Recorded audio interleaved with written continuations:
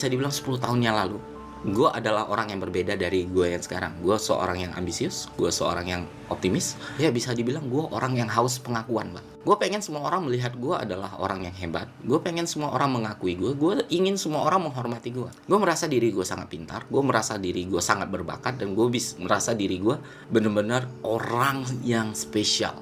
Bertahun-tahun gue menjalani kehidupan seperti itu. Dan lama-lama gue ngerasain, kok gue nggak tenang ya? Kok gue gak damai ya? Kok gue gak bahagia ya? Dan rasanya mental gue capek banget.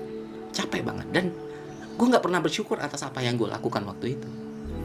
Dan gue selalu melihat orang lain, Mbak. Selalu jadiin orang lain sebagai acuan gue. Gue harus lebih dari dia. Gue harus lebih dari dia. Gue harus lebih dari dia. Dan anak-anak muda yang sudah bisa sukses dalam usia belasan tahun, 20 tahun gitu. Ada konten-konten kayak 50 miliar pertama, 100 miliar pertama. Terus lu buka Instastory, lu lihat teman-teman lu main saham, main kripto, atau apapun. Dan mereka bisa terlihat lebih settle dari lu. Dan lu ngerasa mereka jauh lebih kaya dari lu.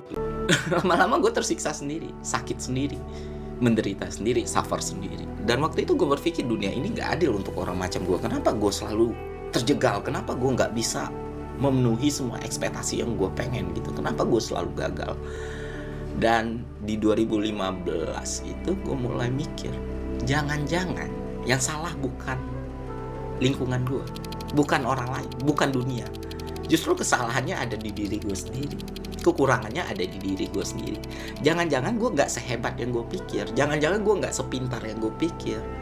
Jangan-jangan selama ini gue cuma jalan di tempat. Gue gak pernah berkembang untuk jadi sesuatu yang lebih baik. Sakit, Pak, mengakui itu, Pak. Sakit mengakui kalau kita cuma be player. Sakit kalau mengakui kalau kita itu ya bukan poros dunia. Kalau kita itu nggak sesignifikan yang kita pikir. Tapi ketika lu berhasil mengakui itu, rasanya tenang banget, damai banget. Rasa kayak semua beban yang selama ini menggerogoti kepala lu, jiwa lu, itu tuh luntur semua gitu. Ya, ini toh yang selama ini harusnya gue lakuin. Dan dimana sih fokus lu harus lu letakkan. Jadi semua distraksi, obstacle yang sebenarnya nggak penting dan selama ini mengganggu, itu bisa hilang.